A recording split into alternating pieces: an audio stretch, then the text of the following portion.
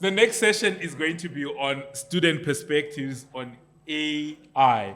And the person who's going to be facilitating this conversation is Frederick Mavunduse. Mavunduse, I hope I pronounced it. Frederick, please come forward. Please give him a big round of applause.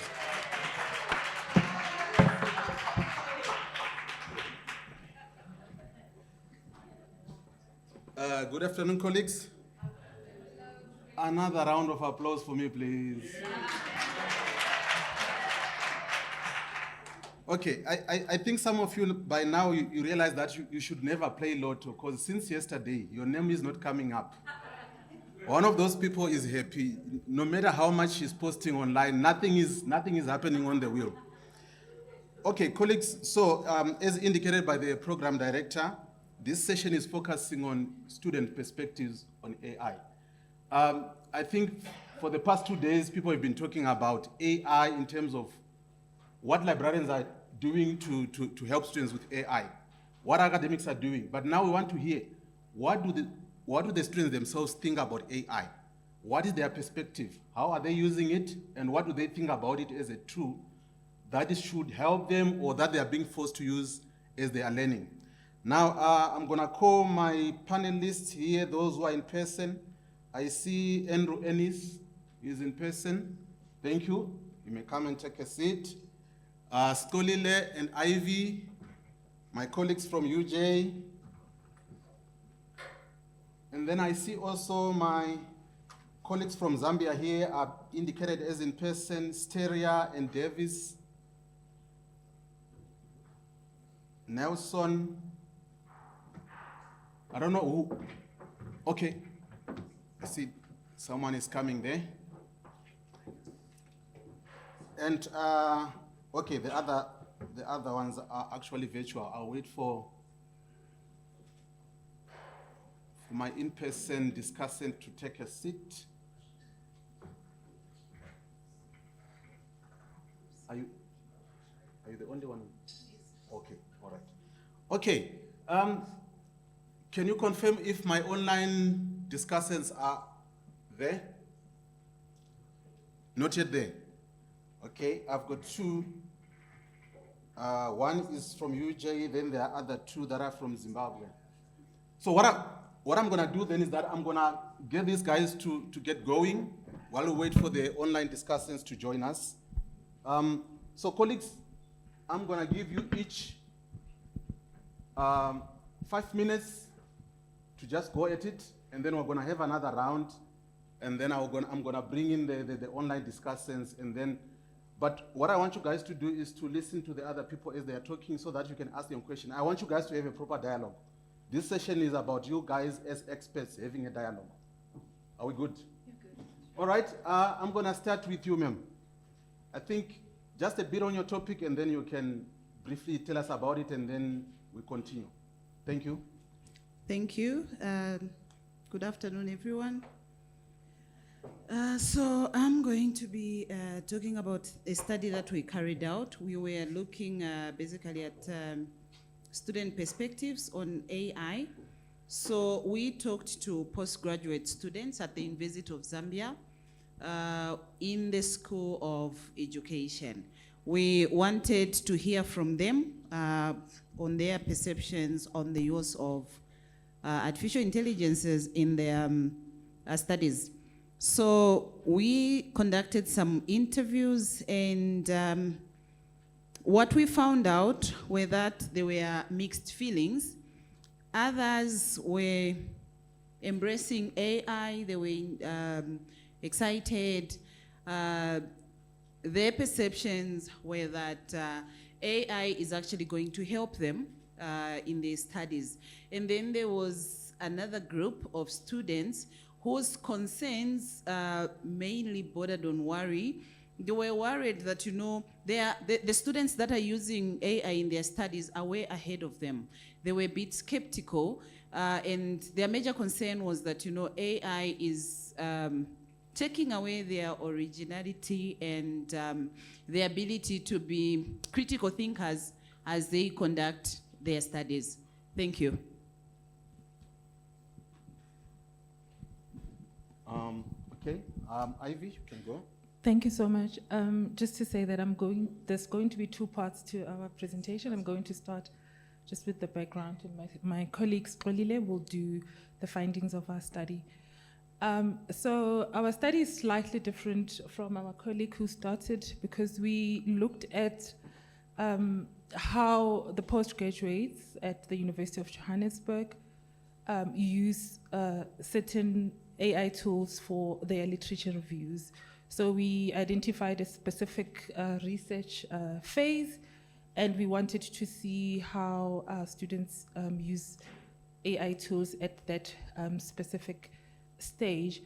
So as part of our background, I think I want to start, my point of departure should be that just as a way of introducing the topic, we focused on, or we touch on, the functionalities or practical capabilities of AI, because we think that, or we can see that the true strength of AI tools actually lies in their operational functionalities. And this is why we see a rise in their use in literature reviews.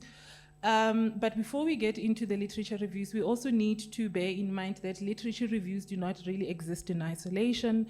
They are part of a bigger process of research, which is done at institutions. So as we engage with this topic, we also need to acknowledge the rise of AI at universities and understand the stance of universities with regards to AI.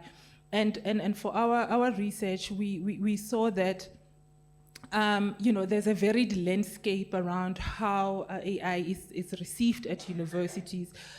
So some universities had a very strict approach, rather.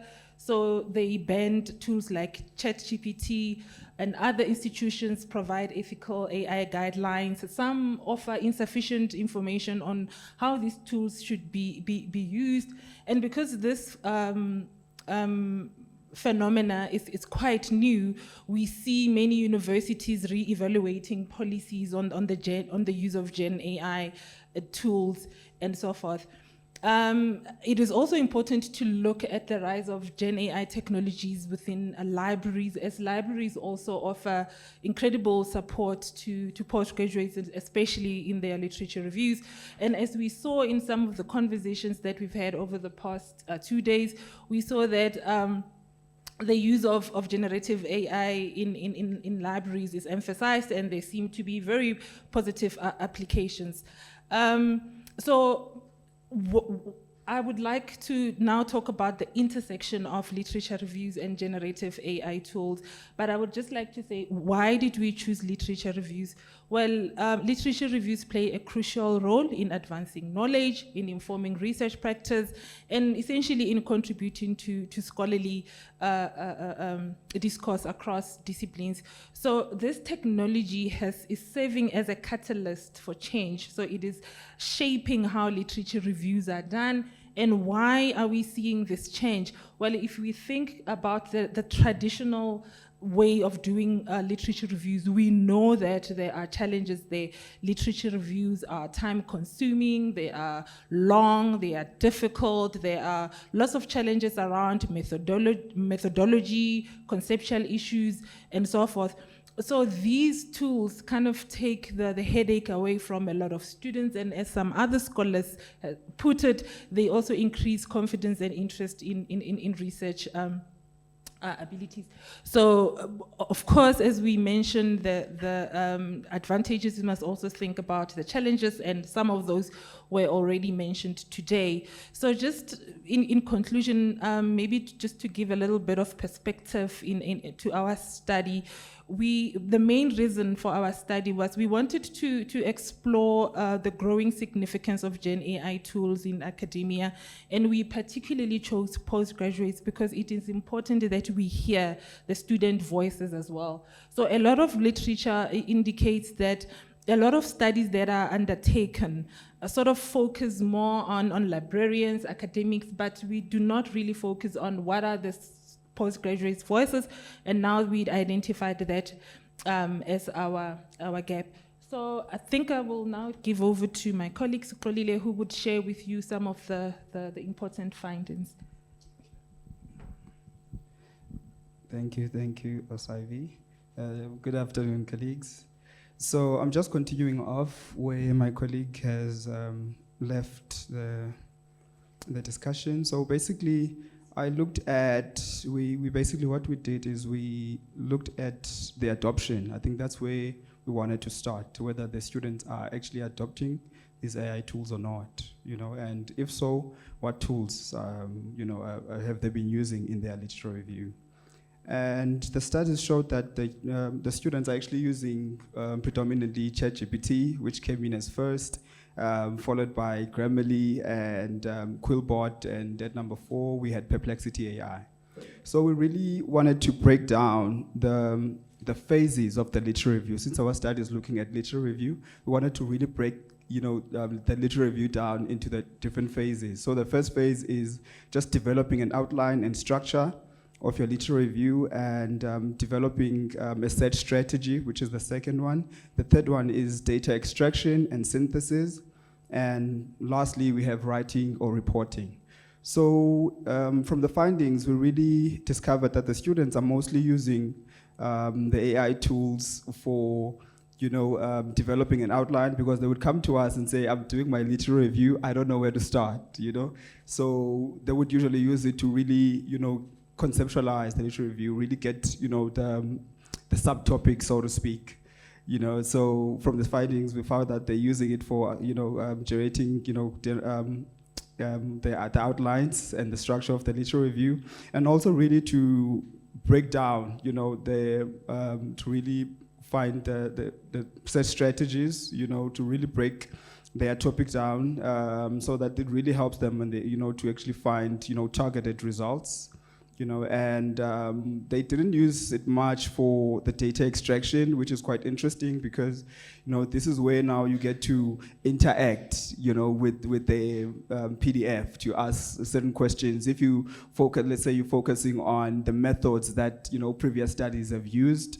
So we had a few students that use it, but interestingly enough, a lot of students didn't note this part of the literature review.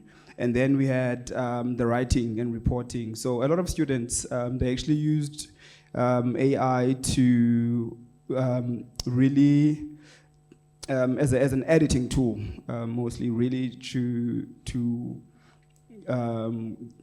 help with the writing aspect, because I think, they struggle, especially as non-English speakers, when you want to really make sure that your thesis or dissertation is in a format, in an academic format, so they really used it mostly for that, and to really rewrite their sentences in academic tone, to generate professional sounding text, and really to ensure that, there's a coherent flow in their paragraphs.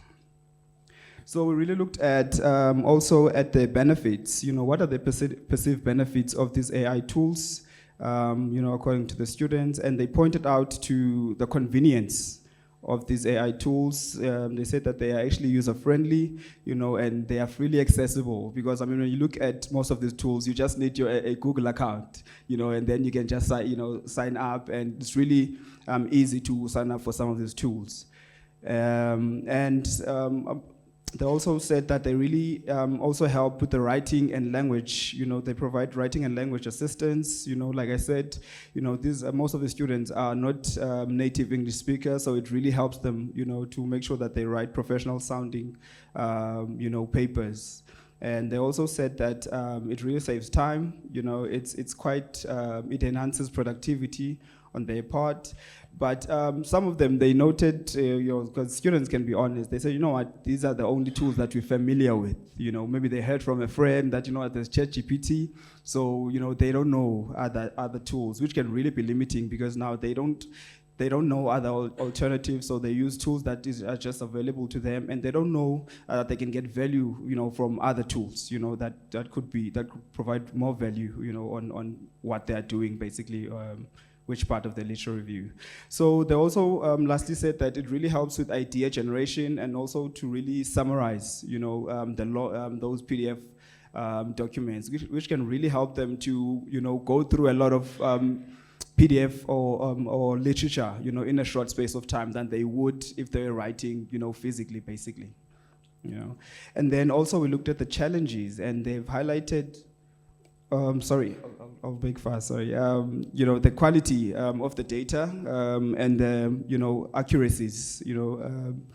I said that they can't trust the references. Obviously, we know that ChatGPT has what we call inventive referencing or hallucination, you know, where they give you incorrect references, and we have. They also highlighted the difficulty in understanding and using these tools effectively. This really goes to the, you know, the issue of prompt engineering, you know, because, you know, we talk about garbage in, garbage out. You know, the quality of the information that you get out depends on the prompt, the quality of the prompt, you know, that you give the AI tool. They also said integration and editing challenges, which is really the flow of paragraphs. Because information that, if let's say the previous or the preceding paragraph is written by me and the next paragraph is written by AI, you could see that, you know, there's no flow of ideas, you know, from the previous paragraph and the one generated by AI. So they were also concerned about that, and cost and subscription concerns. And also ethical concerns, I mean, plagiarism and copyright issues, because the information, the data that is used to train the AI, you know, may be pulled from, you know, copyrighted information, and now you put it out there as yours, or you write it as yours, which now will also, you know, cause you to also have copyright infringement. So, sorry, I'm Stolile, my time is up. All right, Yes, sorry. your Thank you, time is colleagues. Yes. So my discussions, I want you to look at me. If you see me getting uncomfortable, you know that your time is up, okay? I'm gonna sit there where even my online discussants are also gonna see me. If you see me fidgeting, you know that your time is up. Okay, I'm just joking. I think it's now Ennis who is gonna just give us a brief view of your paper, and then you've got 5 minutes. Yeah. Hello. Hi. So I'm going to talk to you about student opinions on AI. I haven't done a whole research paper yet, but I'm planning to use this data for it. The data I got was relatively opportunistic in a sense, because we did a South African Library Week campaign where we had a whiteboard campaign where we engaged the students on a number of questions, such as how can we keep our traditions alive while caring for our planet, and how can we celebrate what makes us unique. Well, our fourth question was, do you personally believe it is ethical to use AI for your studies? Why and why not?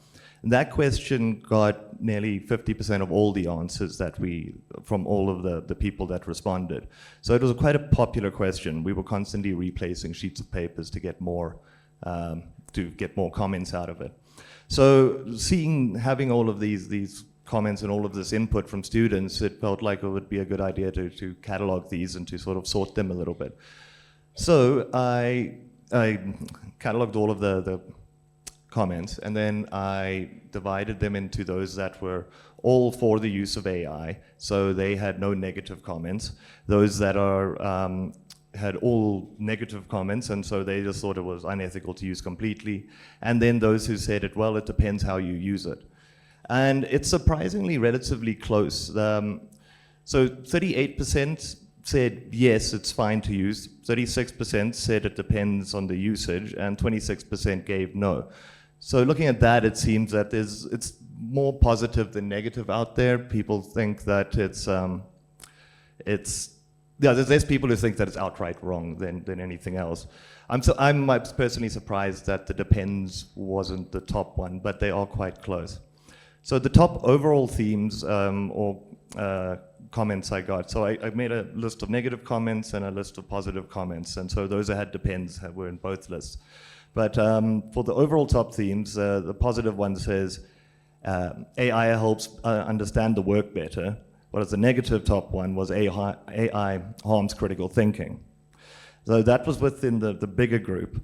But now if I look at just the positive themes, you can say that the most common one is that students say it helps us to understand better. The second one says it is ethical to use it as if you use it as a tool. And another positive one was to say that we need to use AI to keep up with technology. So that was, but on the negative side of things, we have the top comment from on the negative side was that it ruins your ability to think for yourself. And next up was it harms your critical thinking. And the third one there was that it can be used unethically or irresponsibly. Or so say if you use it badly or if you use it unethically, then it's problematic. But other comments on the negative side were things like it promotes laziness, you won't understand concepts when asked later, it undermines the learning experience, or it's wrong if it does all your work for you. So I think it's good that students are contemplating these things. I mean, we've had comments before saying, well, we as educators we look out for students trying to cheat or to game the system and stuff. And just to say, these aren't necessarily postgraduate students. So these are students now in undergrad that are somehow using these tools. So just the last thing was a couple of conclusions from that, is that firstly, students have mixed feelings about AI in their studies. Many are open to using it, but there are no clear guidelines on its incorporation into academic work. Students see AI as helpful for understanding complex subjects, increasing productivity, and keeping up with technology. However, some worry about it, that it might discourage deep thinking and problem solving.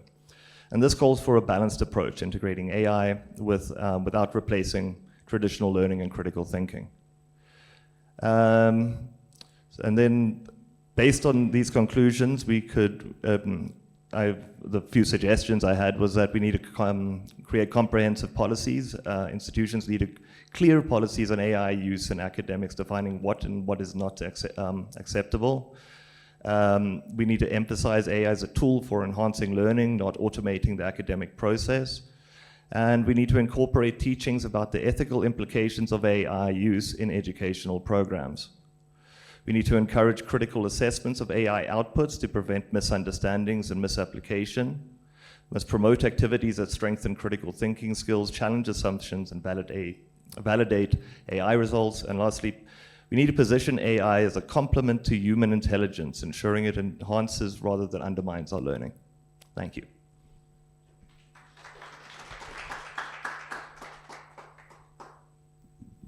Okay. Let me just use the one that I was using. Would we have online now, colleagues? Okay, Lista. I see Lista there. All right. So we've got Lista Chuma and Doris Chasokela from the National University of Science and Technology from Zimbabwe. Lista, you can just give us a brief overview of your paper and just some of the highlights of your paper. I'll give you 7 minutes to do that. Thank you. Nothing there? Okay. And good afternoon. good afternoon. How are you? I'm good, thanks. And how are you? Good. Can you hear me properly? Yes, we can hear you, but there's an echo. I'm not sure what's the issue there. Can you hear me properly? Yeah, now you're good. Thank you so much. My name is Doris Chasogela, and my colleague is Lista Chuma.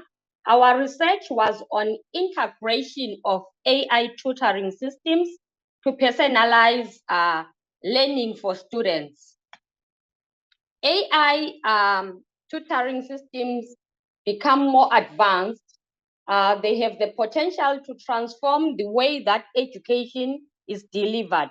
By integrating AI into the educational process, it is therefore possible to create a more personalized learning experience for each student. And this could lead to improved educational outcomes and a more equitable learning environment for all students. So in this talk, we'll explore the opportunities and challenges of integrating AI tutoring systems into the classroom. The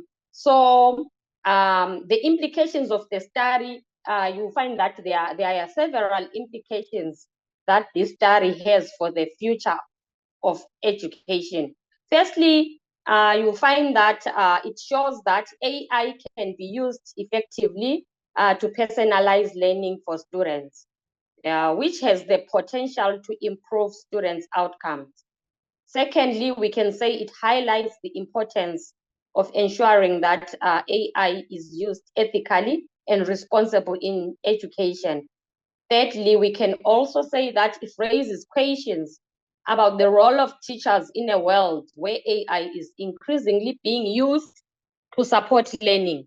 Finally, it emphasizes the need for ongoing research and development in the field of assisted learning. So when we were collecting data, we posed questions to the students and on the potential benefits of integrating AI tutoring systems into the classroom.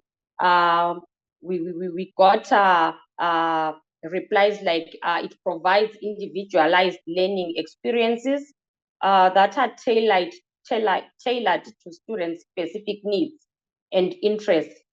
Also, the other benefit was reducing the workload associated with individualized instruction for lecturers.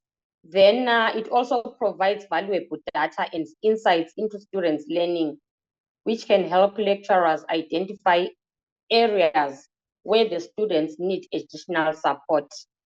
Then you also find that the study found that there were some issues with the implementation of AI-assisted learning, such as technical difficulties and a lack of understanding of the technology by both the teachers and the students. The results of the study therefore suggest that AI has the potential to be an effective tool for personalized learning, but that there are still some challenges to be overcome before it can be fully integrated into the classroom. Then there were also ethical and legal implications of using AI tutoring systems in education, and they include the concerns about data privacy and security as AI systems collect and analyze students' data. There is also potential biases in AI systems which could impact the fairness and accuracy of student assessment. Thank you.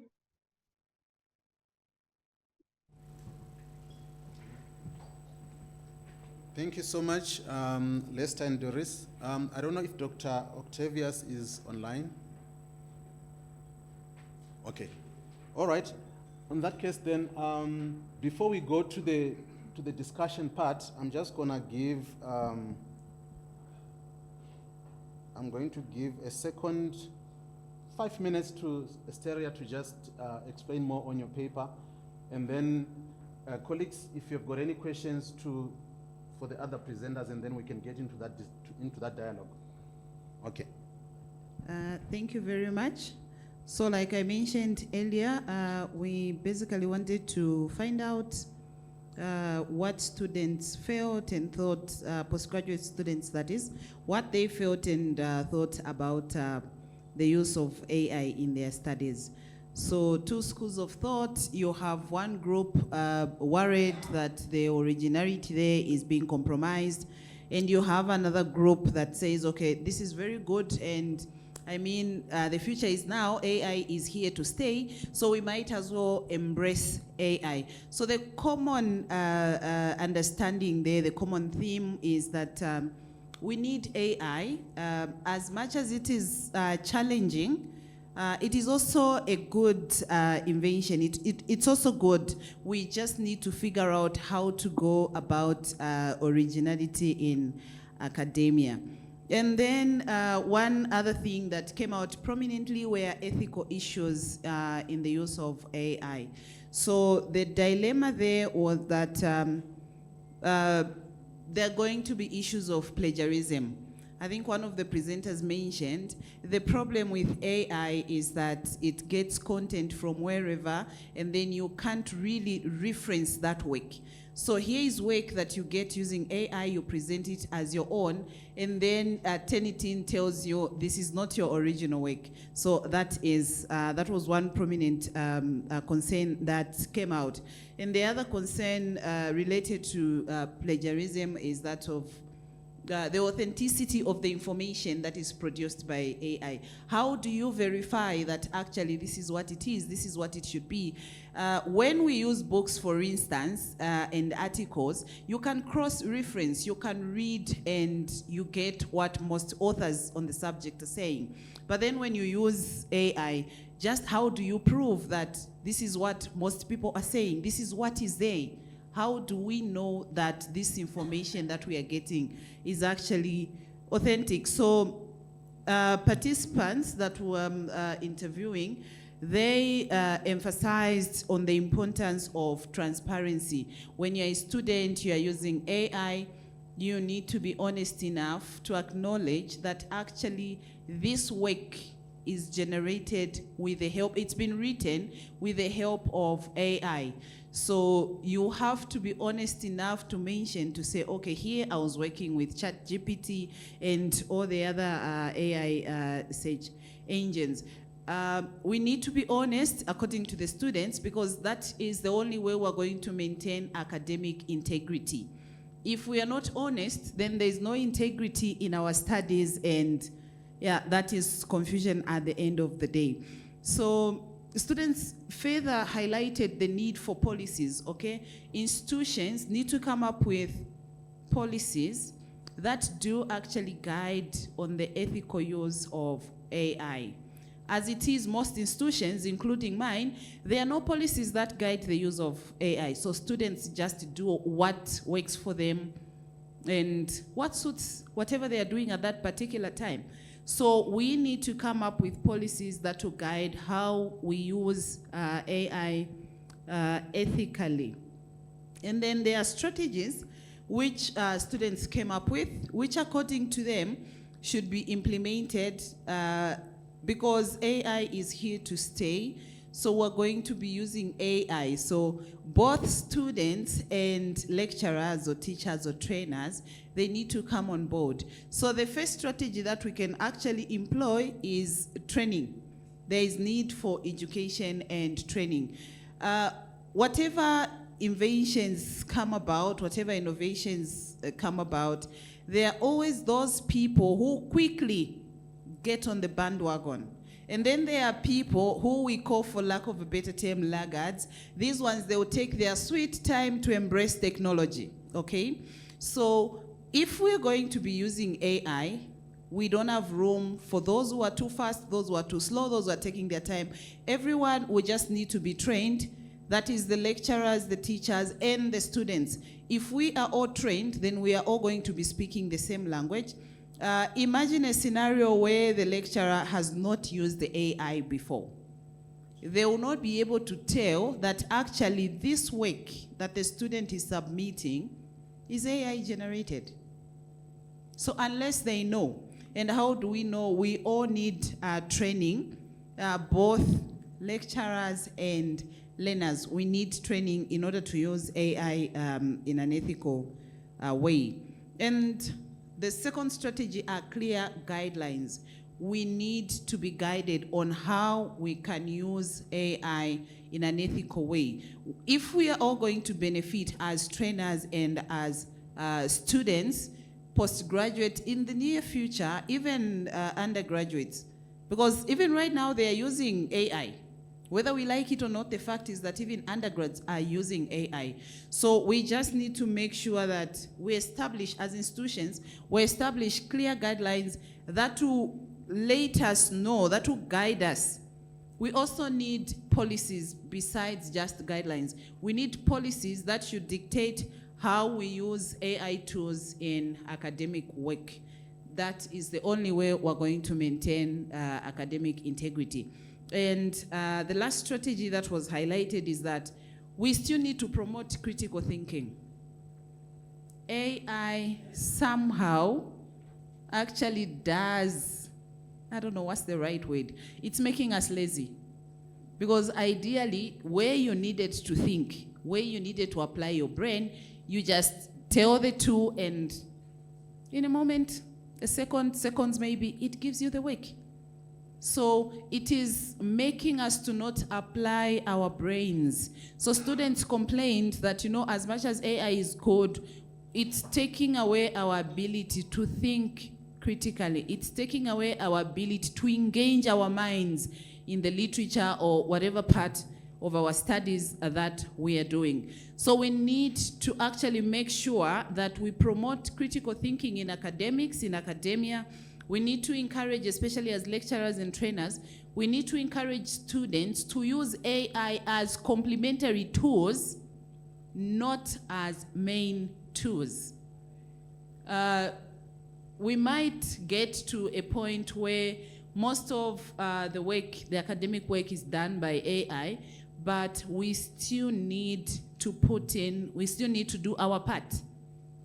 If we allow AI to do all the work, then there is no academic integrity. Thank you.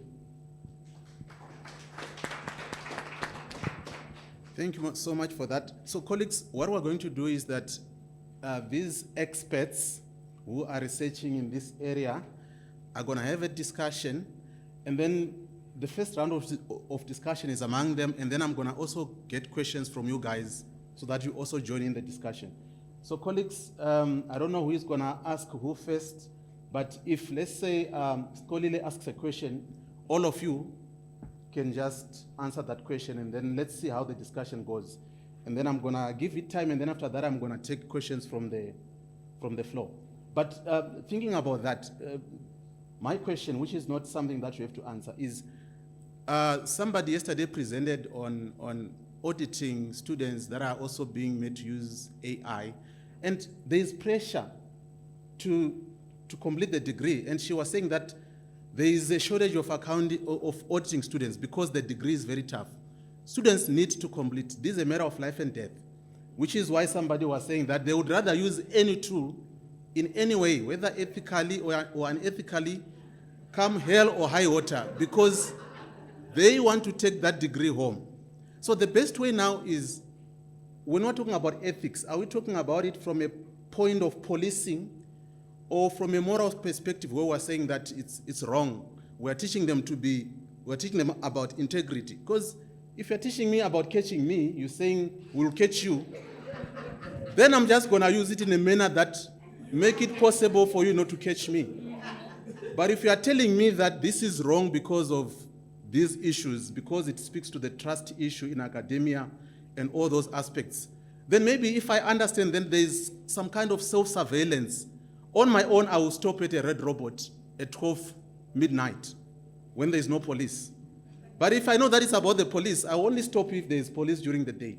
So let's just think about that. But otherwise, Skolile, ask the first question to your fellow discussants, and then let's get the dialogue going.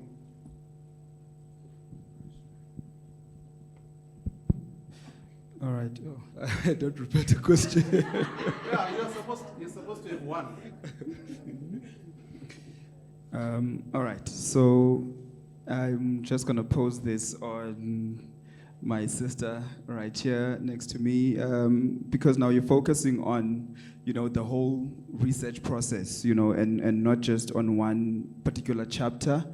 Obviously, there's different tools that students use for for various chapters in their research process.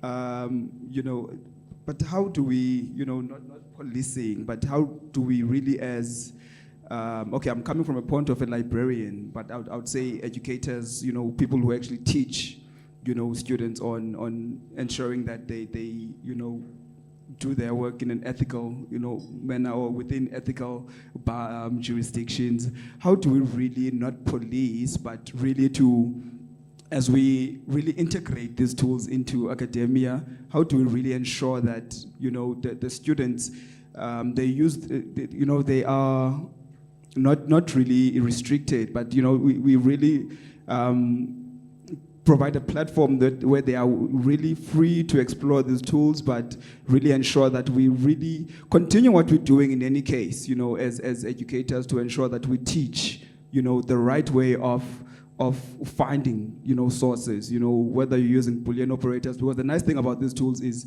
instead of limiting you to breaking down using the Boolean operators, you can really just put out the question out there, and you can really understand, the information that you're actually searching for. So how do we really teach these students in a way that they're not going to feel like you're holding them back, that they're really going to spend a year, extra than they would actually do. So how do we really ensure, I hope my question is clear, but how do we really ensure that we continue to teach students that they feel comfortable enough to come to us and say, these are the tools that I'm using, how do I really use them effectively? In my research or whatever that I'm busy with. Because right now, when we ask the students, they would actually hide and lie to us and say, no, I'm not using any tools, but knowing that they're using them, in the background. But they feel like we're being policing them, or we're trying to find out, if they're really, in actual fact, using these tools. So I hope my question makes sense. Thank you. I hope I got your question. So if I got your question right, it still comes back to the same thing that we've been doing, even when we're using the normal search engines such as Google or Google Scholar, your articles or your books. So the principle there is that we have to teach our learners to think.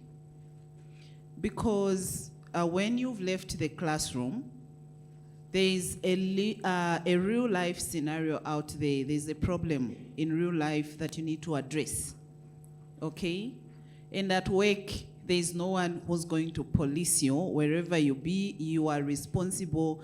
You are supposed to be an asset. Now, if you do not learn the art of critical thinking whilst you are in school, even when you are out there, you are going to fail to perform, okay? So for me, the thing there is that students must learn to think. They must learn to actually interpret what they get using, the information they get using AI. They must be able to interpret and then reproduce it in such a way that it actually makes sense, and you cannot easily detect that this has been written with the help of some AI tool. If, let me use my experience as a lecturer, there are students that are lazy sometimes, okay? So instead of using the information which they get from an article, for instance, they will just copy this paragraph from this article with its references, they paste it there, they get another piece of information from another article and a book, and they paste it there. What I get at the end of the day as an assignment is incoherent noise making, sorry for lack of a better term. So critical thinking for me and originality is you using the information that you get in such a way that you are still responding to the questions that I'm asking you. I'm able to read, and there's coherence, it's making sense, and you are speaking to me. Because when I give you an assignment, when you're doing literature review as a student, you are supposed to respond to what I've asked you to do, and I should be able to understand. You are communicating. So if you lack critical thinking, you'll not even be able to analyze the information, and you'll not be able to reproduce the information in such a way that it makes sense. I don't know if I've responded. Thank you. Okay, thank you for that. Andrew, I don't know if you want to add something to that. Okay, so what I was thinking is, apart from how we advise the students, is that we must acknowledge that all these AI tools that we do use are generally built for commercial purposes. They're not built with academics in mind, or with the higher education in mind, or students in mind. That's not what the thought is. So maybe it would be advisable if institutions or higher education produce their own tools that took into mind our own ethics and our own values. And we talked in another somebody else mentioned that there's like guardrails that people put, like I won't answer certain questions, but that's based on their commercial purposes or their products and goals. So we should have an AI product that takes that into account, and then we can say that if students have used a tool that is sort of authorized by the institution because and use it in the way that is being prescribed, it'll limit it. It's like you can't, if you use ChatGPT for everything, then we can only monitor it so much. But if there's an internal app and we have sort of access to the back end of that as well, you can see what people have done, then it actually gives a means for the institution as well to keep check on the quality of the work and how it's being used.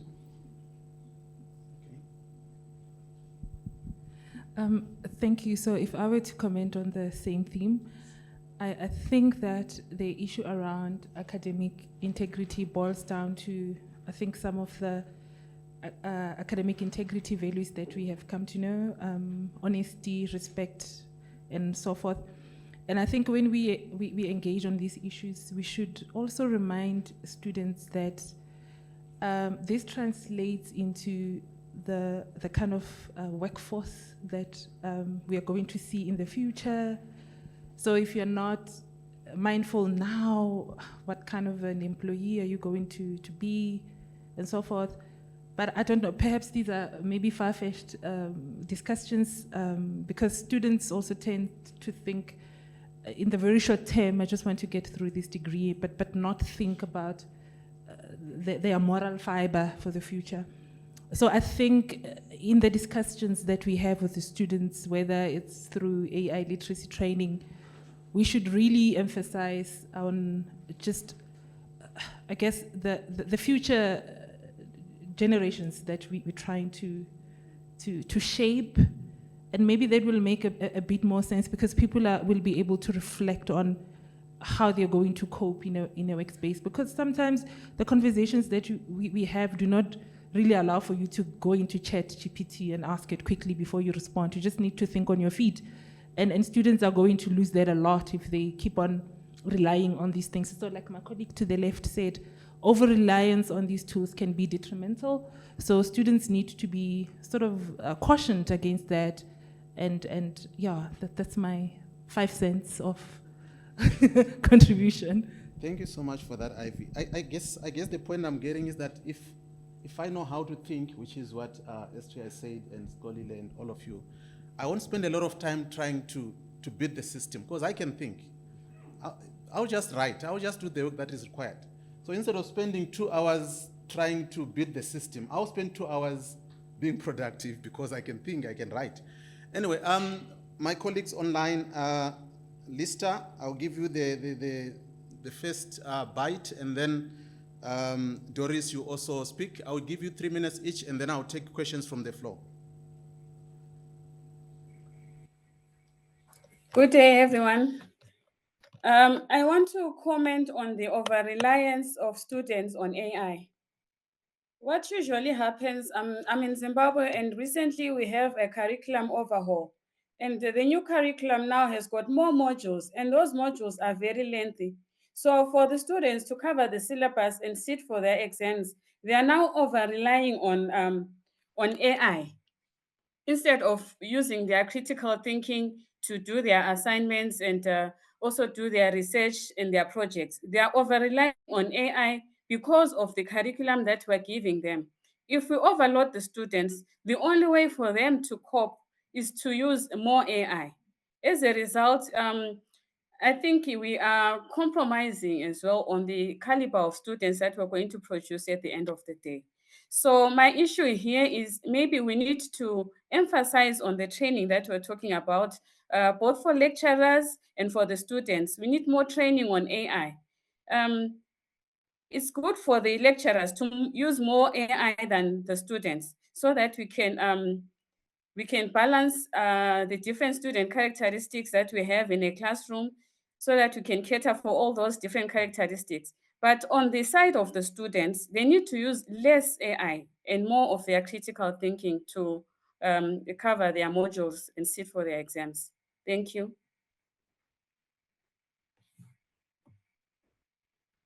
I think that was Doris. Lista?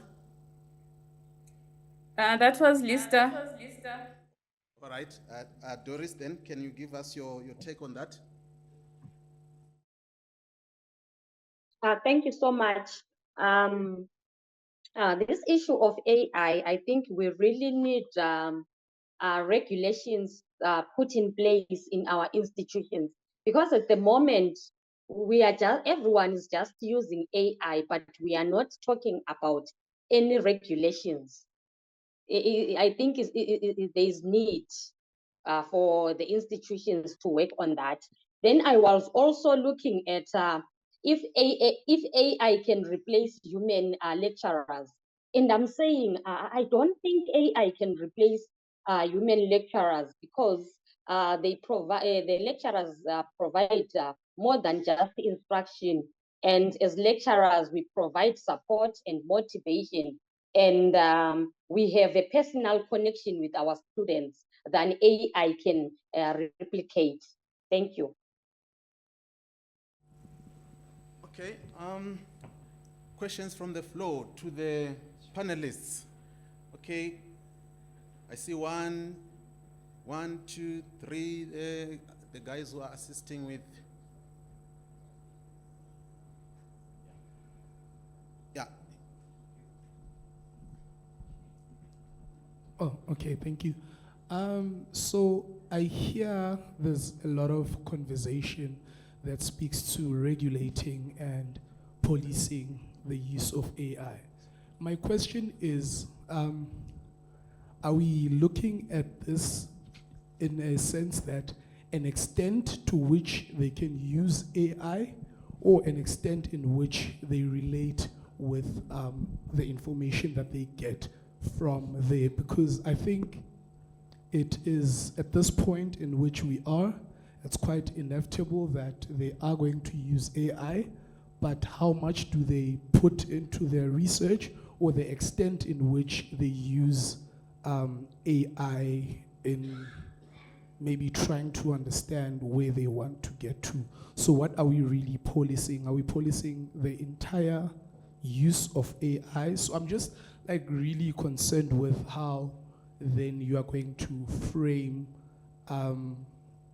the policies in which people can use AI. And because it seems like a lot of people, a lot of academics, there's some sort of animosity towards AI, but they are not really denying the importance of AI. Now, there's that fear that wants to be instilled in people that you can only use AI as far as you can think critically, but not, you can actually, because what I hear the most is creative thinking, but not critical thinking. Because at the end of the day, they can still think critically, but what AI does is to take away that creative, generative AI, taking away that creative aspect. So Okay. Let's ask all the questions. Okay, Andrew, that's a question for you. Hold it. Let's give Santa. I'm just gonna go down the line, and then you answer once the questions are asked.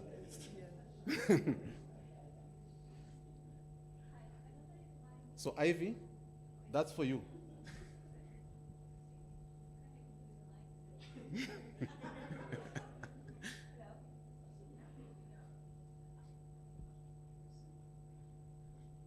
Okay, I'm a senior, and everybody here calls me Gogo.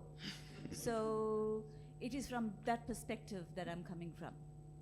My concern is that we allege that students are cheating, right?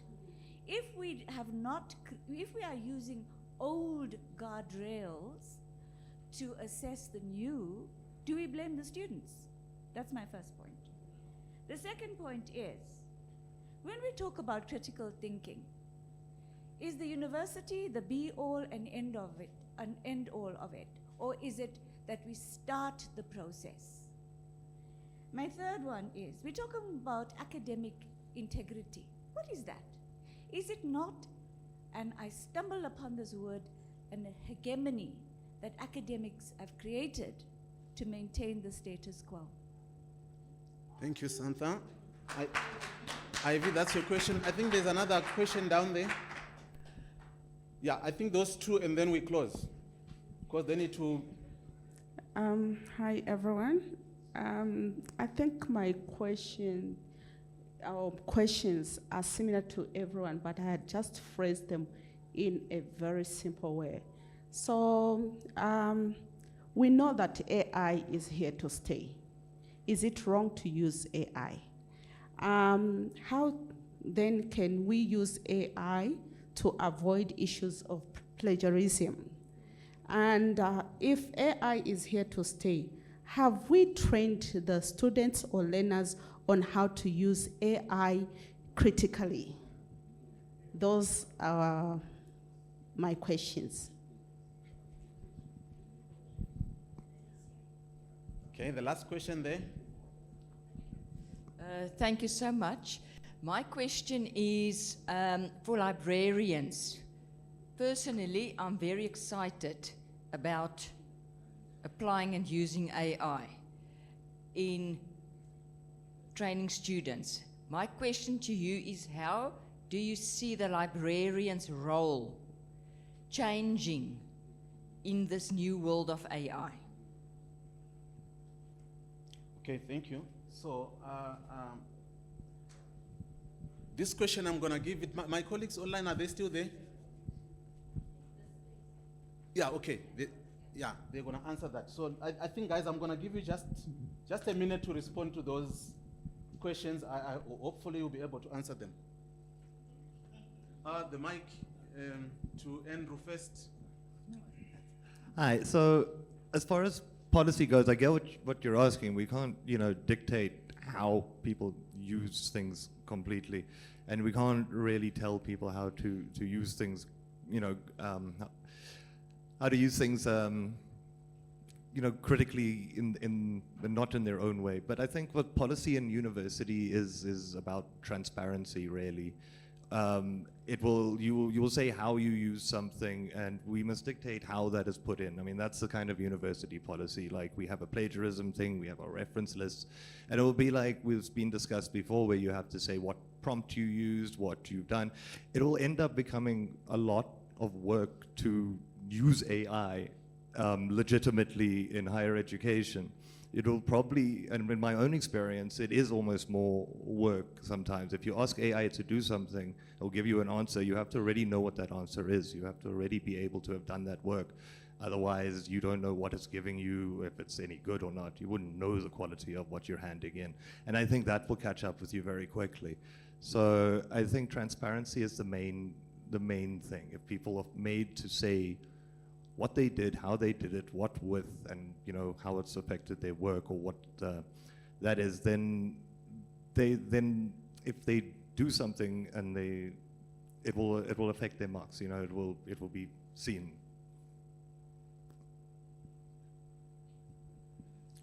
Thank you. So I'm going to do my best to answer your questions, Santa.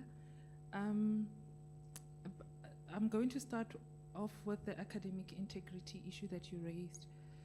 So I think that, you asked what is academic integrity. So if we think about the business of universities, I think one of the biggest things that we do is we produce research, we contribute to scholarly outputs and scholarly knowledge that is out there. So we need to keep on building this knowledge and expanding on this knowledge.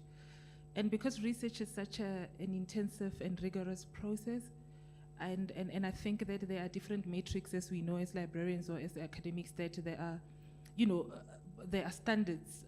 So this is why if you are submitting a manuscript to a journal, it's peer reviewed and so forth.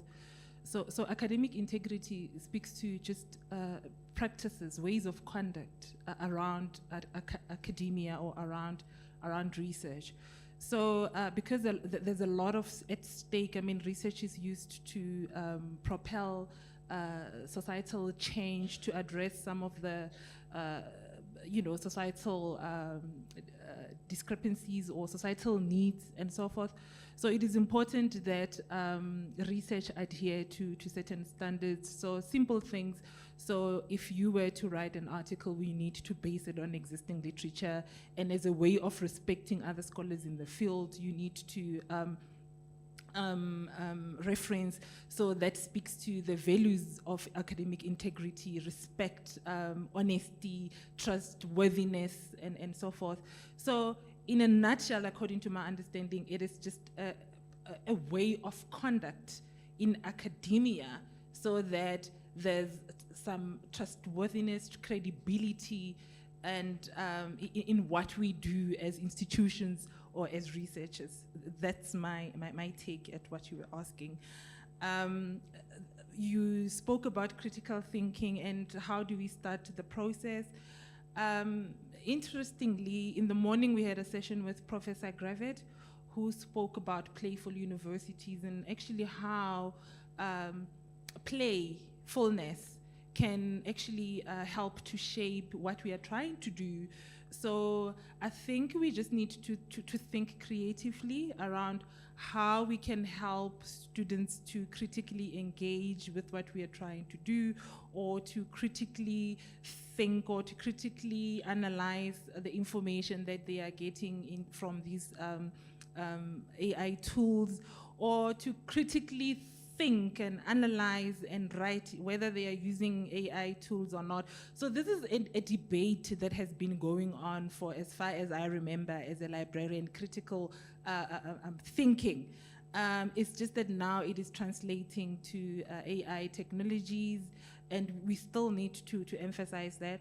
So there are many ways that we can do this, and luckily we have lecturers who I think also in their pedagogy are starting to infuse these skills into their teaching. And as librarians, I think we also need to work closely with academia so that we can infuse that into our teaching as well. So I think it is something that is going to continue to evolve. I think there's also never really one way of doing things, because as we do things, we also need to think about the different kinds of students that we teach.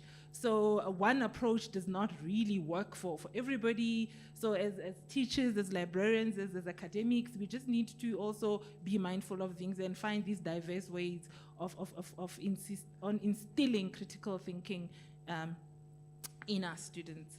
You spoke about students and cheating. Can you refresh my memory?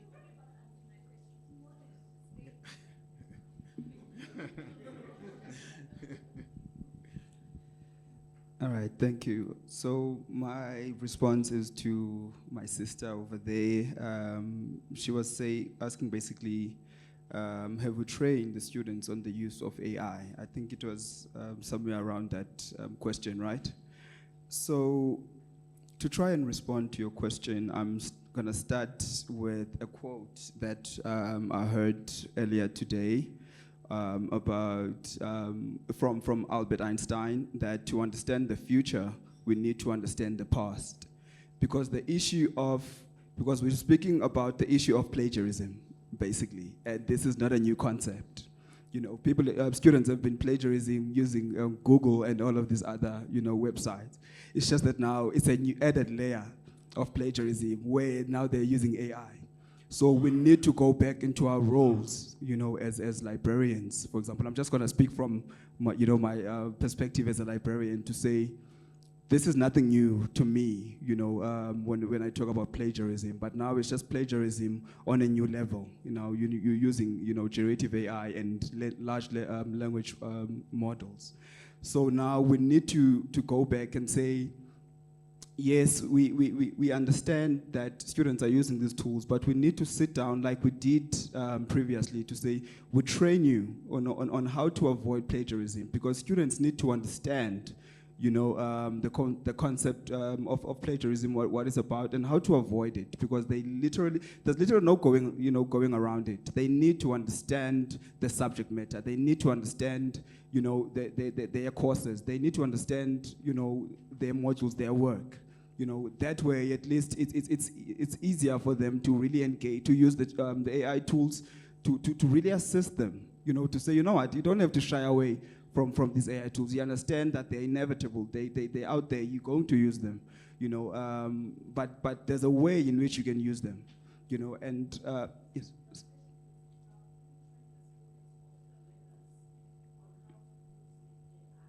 Have we trained them?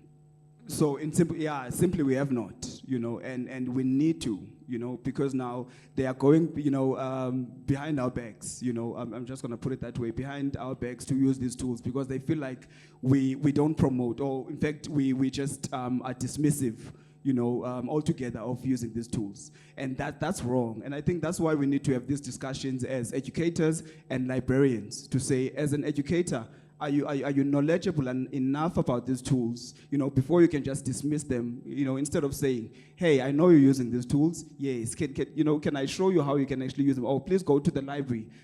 Speaks to also the collaborations, between librarians and educators to say, please, I know you've been teaching students on how to avoid plagiarism. Can you incorporate now how to, ways or methods in which, you can avoid plagiarism using AI? Because it is possible. Not all AI tools, have inventive references or hallucinate. There are actual AI tools that can help, that gives you access to actual, references, scholarly peer-reviewed articles. We just need to know what these tools are. Otherwise, we're just going to push students away. So we need to know enough as librarians and academics for us to really train the students effectively. Thank you. Thank you for that, Skolile. The last question. Okay, just my boss here, the program director, is allowing me just 1 minute for that question to be answered, and then we wrap up. Okay, yes. Is that a question? No, right? No, the questions are killed. The boss is saying we don't have time. We just want an answer to that question which was asked earlier. Okay.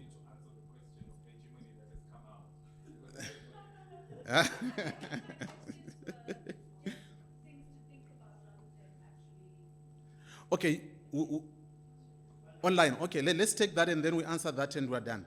Thank you. It's not actually a question, it's more a comment from Teresa Mofana. And the comment is, the librarian's role is changing from just being a gatekeeper to information, but that of a trainer, educator, and facilitator to navigate the AI world. Have some understanding, experiment so that we can be better equipped to advise our users. Example, which ones are good and what. Basically, support and assist them to also use AI, but in an ethical manner. It's just a comment. Okay, thank you for that. Colleagues, let's give a round of applause to our discussants. And on that note, I'll let the program director take over. Thank you, sir.